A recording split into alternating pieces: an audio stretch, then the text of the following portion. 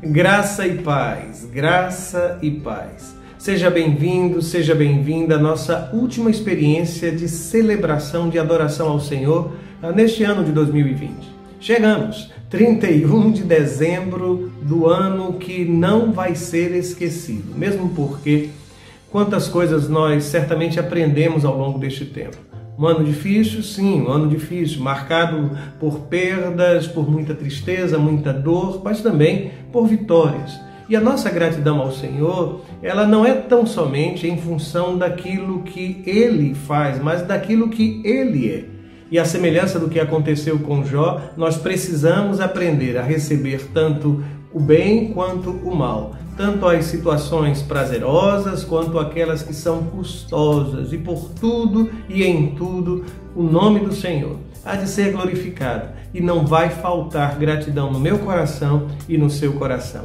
Seja muito bem-vindo a este culto de final de ano, diferente, não? De tudo que você provavelmente experimentou até aqui. Os nossos cultos que começavam às 22 horas, terminavam à meia-noite.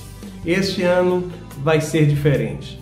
Mas nós vamos começar a celebração ouvindo a mensagem musical gravada pela orquestra de nossa igreja, que certamente vai inspirar os nossos corações.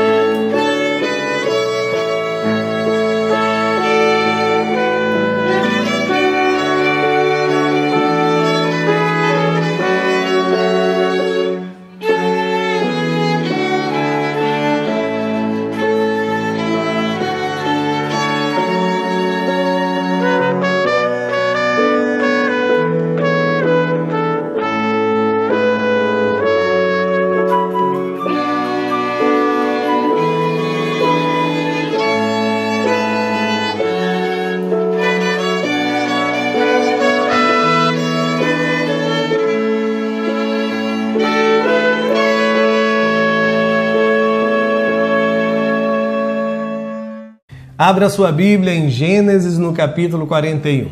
Eu vou fazer a leitura do verso 1 ao verso 8. Este texto ele registra aquele que foi o sonho de Faraó, as vacas gordas e as vacas magras. Assim está escrito: ao final de 2 anos, o Faraó teve um sonho. Ele estava em pé junto ao rio Nilo, quando saíram do rio 7 vacas belas e gordas que começaram a pastar entre os juncos. Depois saíram do rio mais 7 vacas, feias e magras, que foram para junto das outras à beira do Nilo. Então, as vacas feias e magras comeram as 7 vacas belas e gordas. Nisso, o Faraó acordou.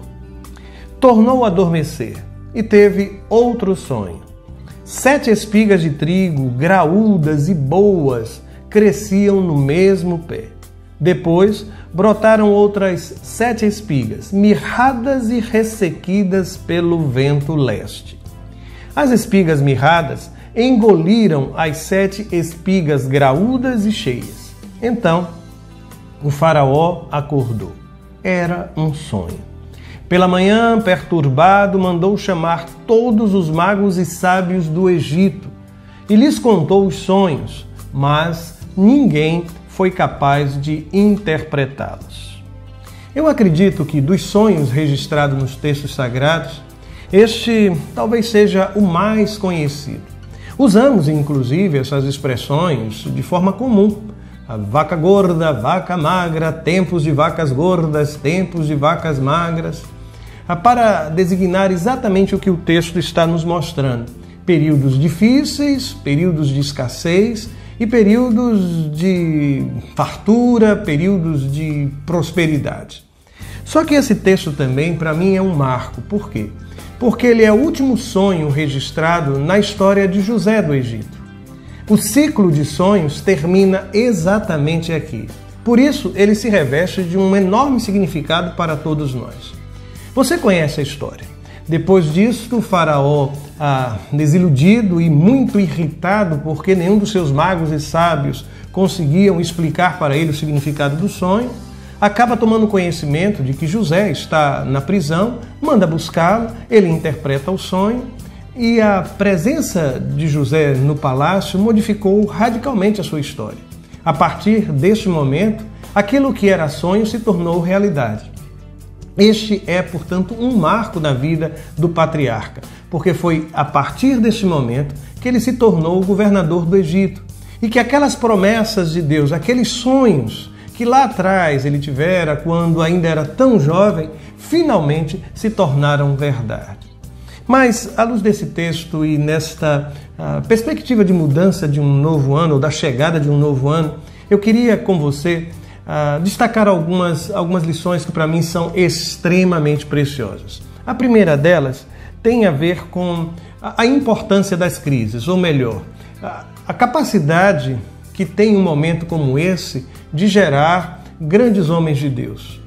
Eu vou ser mais claro. Eu acredito que as crises elas podem se tornar uma grande oportunidade na minha vida e na sua vida. Eu vou lhe dar exemplos. Se você olhar o texto sagrado, quando Moisés, o grande líder de Israel, nasce, ele nasce num período de crise. Ele vem como resposta de Deus à crise que seu povo estava vivendo no Egito. Ele vem, inclusive, como resposta à oração dos israelitas debaixo da opressão egípcia. Se você já leu, por exemplo, o texto de Juízes, vai perceber que cada homem, inclusive a mulher que ali aparece, eles surgem também num contexto de crise. Eles são levantados pelo Senhor para libertar o seu povo. E se isso não for bastante, deixe-me ainda lembrar-lhe dos profetas de Deus. Aqueles que foram chamados para servi-lo em tempos pré-exílicos ou no tempo do exílio ou depois do exílio. As crises são, no tempo, aquele espaço, aquele período em que Deus costuma levantar gigantes, homens e mulheres do Senhor, para serem usados plenamente por Ele.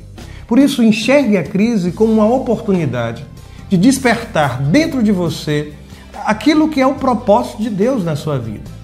Se você observou, no primeiro verso que li, há uma informação de que ao final de 2 anos, que 2 anos? Que referência é esta?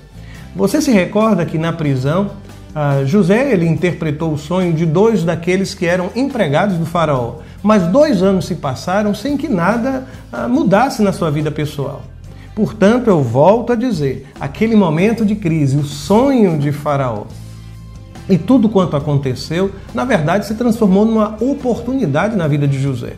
Agora, não é razoável contar apenas estes 2 anos. Se você tomar como base a saída, por exemplo, de José da casa dos seus pais aos 17 anos, você vai então chegar a um período de 13 anos, de intervalo entre o momento em que ele recebeu a promessa até o momento em que Deus concretizou a sua promessa ou transformou aquilo que era um sonho em realidade.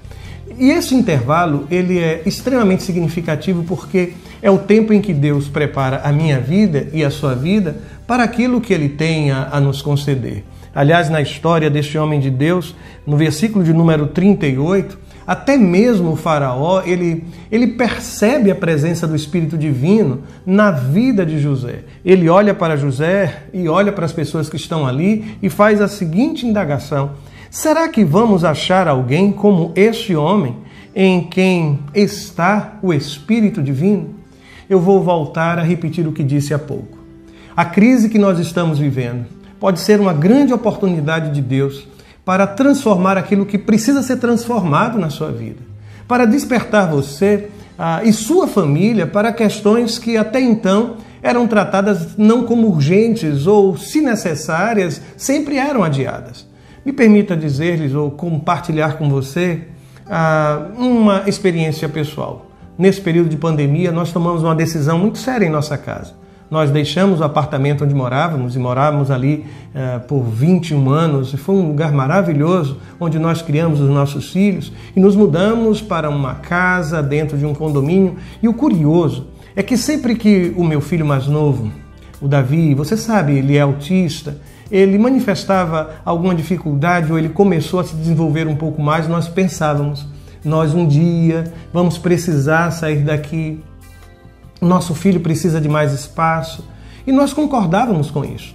Mas eu preciso reconhecer diante de você, se não fossem as dificuldades agravadas neste período, se nós não tivéssemos convivido com Davi extremamente agitado dentro do apartamento, limitado com aquele espaço, provavelmente nós não teríamos tido coragem de fazer o que fizemos.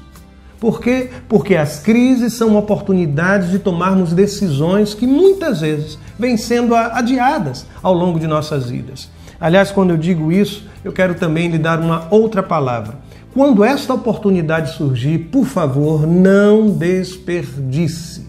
Não deixe de aproveitar os momentos de Deus na sua história. É interessante que José está há 2 anos dentro de uma prisão.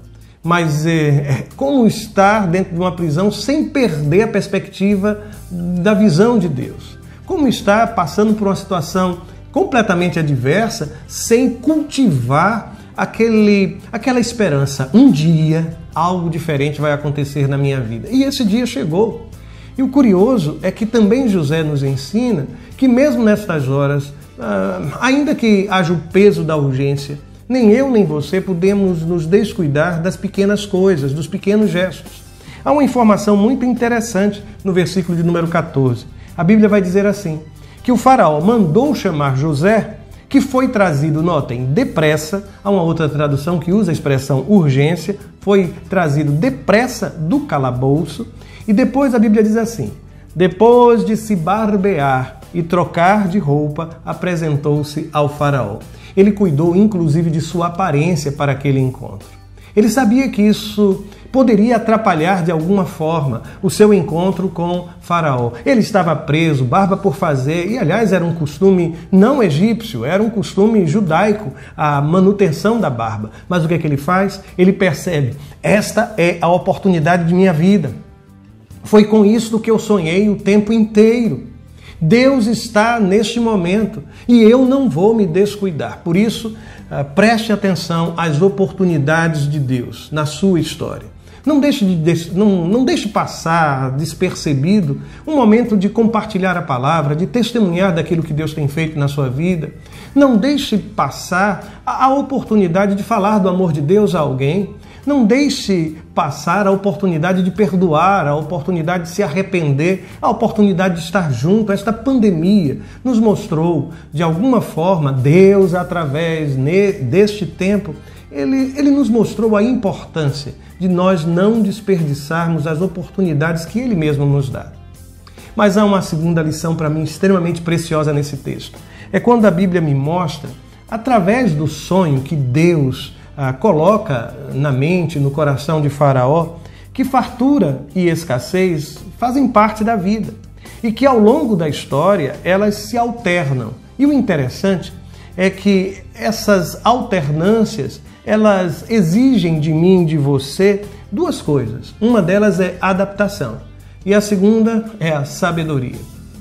O interessante é que quem interpreta este sonho, José do Egito, ele é alguém que aprendeu a se adaptar às diferentes circunstâncias que viveu ao longo de sua existência. O apóstolo Paulo, quando escreve a carta aos Filipenses, ele chega a dizer que eu aprendi a viver contente em toda e qualquer situação. Lembram-se? E aí ele descreve inúmeras situações boas e não tão boas. E ao final ele diz, eu posso todas as coisas naquele que me fortalece. José, ele conheceu o amor de seu pai, o carinho de seu pai, ele usou roupas novas, mas depois ele teve que conviver com o risco de ser morto quando foi jogado dentro da cova. Passou a ser um escravo, mas depois passou a ser um homem de confiança de Potifar. E a história dele vai alternando situações das mais diferentes. Eu quero dizer a você que este ano, ele faz parte, sim, da minha história e da sua história. Eu tenho escutado algumas pessoas dizendo que este ano é para ser um ano esquecido. Não faça isso. Se nós esquecermos tudo que passamos ao longo deste ano, vamos esquecer também as grandes e profundas lições que recebemos da parte de Deus. 2020 faz parte, sim, da minha história. Assim como os momentos confortáveis e prazerosos, a dor também faz parte da minha vida. Enquanto eu não tiver sabedoria e essa capacidade de adaptação, dificilmente eu vou conseguir lidar com todas essas coisas. Aliás, a receita parece tão simples, não é? O texto sagrado e a explicação do sonho por parte de José parece dizer o seguinte, olha, na fartura o verbo é o verbo ajuntar, o verbo é o verbo poupar. Na escassez, o verbo ou a expressão seria lançar mão daquilo que um dia foi poupado.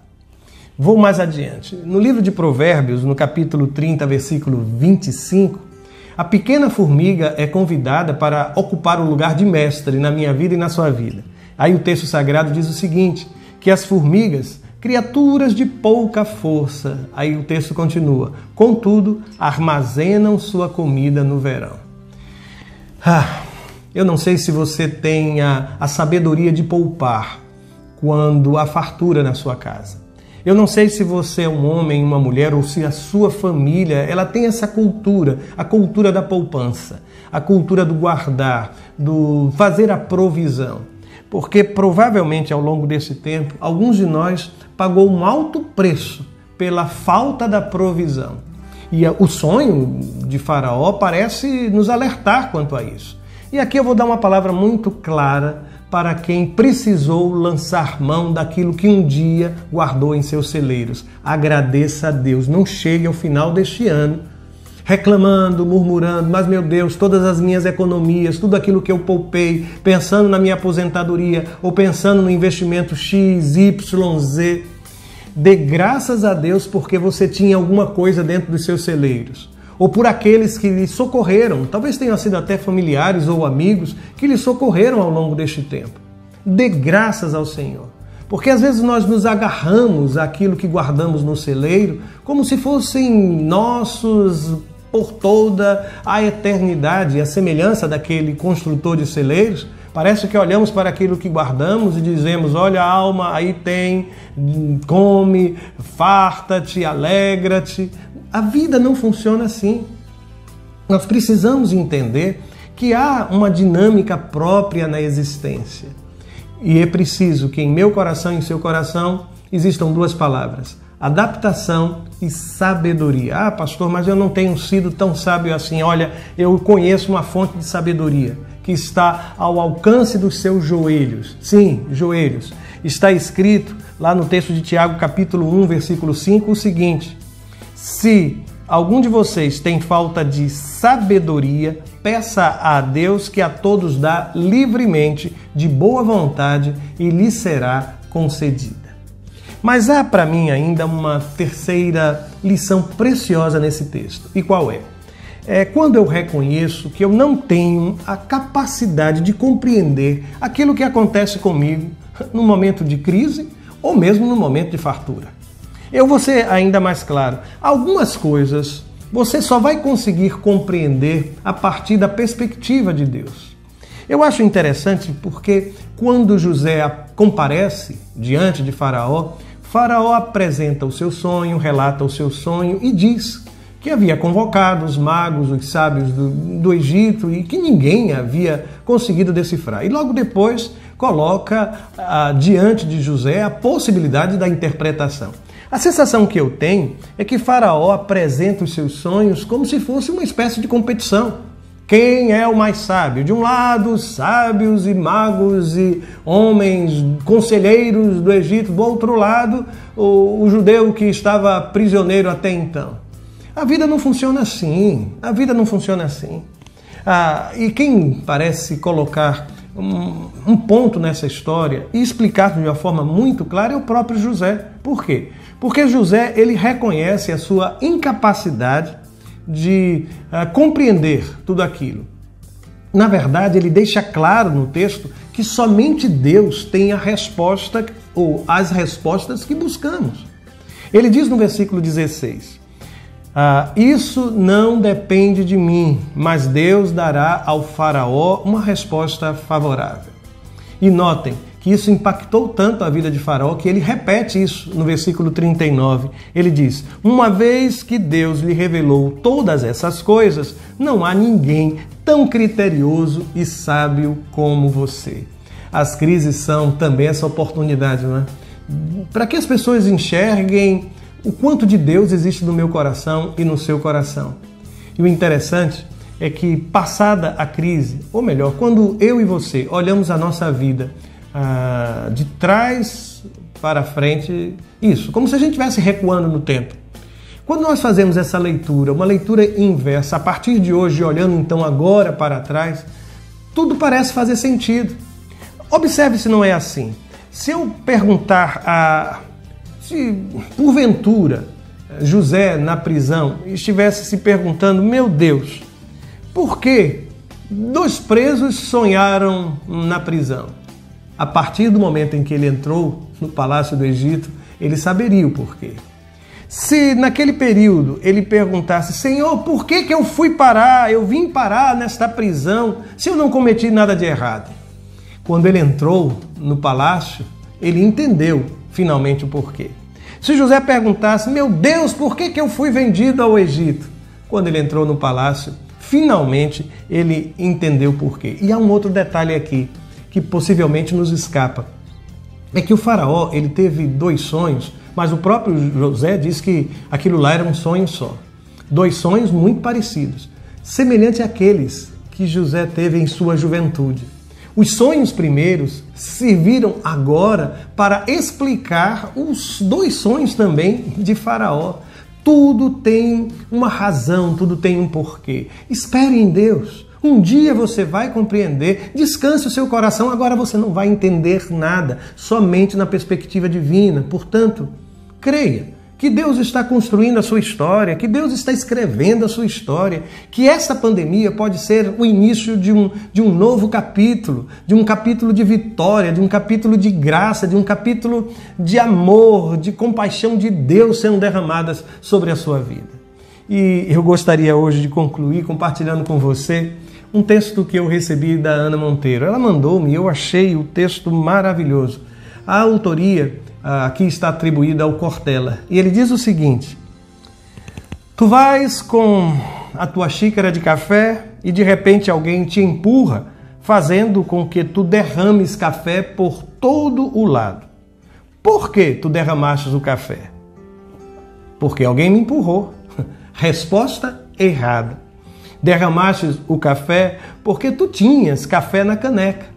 Se tu tivesses chá, tu terias derramado chá. O que tiveres na xícara é o que vai se derramar. Portanto, quando a vida te sacode, o que tiveres dentro de ti, tu vais derramar. Tu podes ir pela vida fingindo que a tua caneca é cheia de virtudes, mas quando a vida te empurrar, tu vais derramar o que na verdade existe no teu interior. Sempre sai a verdade à luz. Então terás que perguntar a si mesmo: o que há na minha caneca? Quando a vida ficar difícil, o que eu vou derramar? Alegria? Agradecimento? Paz? Bondade? Humildade? Ou raiva, amargura, palavras ou reações duras? Tu escolhes. Agora, trabalha em encher a tua caneca com gratidão, perdão, alegria, palavras positivas e amáveis, generosidade e amor para os outros. O que estiver na tua caneca, tu és o responsável. E olha que a vida sacode. Às vezes sacode forte, sacode mais vezes do que podemos imaginar. Você é o responsável pelo que tem na sua xícara. O que tem dentro dela. E é com esta palavra que eu quero me despedir de 2020 e desejando a você que o melhor de Deus, o melhor de Deus na sua vida venha acontecer agora em 2021. E para você não ficar com saudades dos cultos que celebramos no templo, escuta a canção. Sim, Rompe a Aurora, isto mesmo.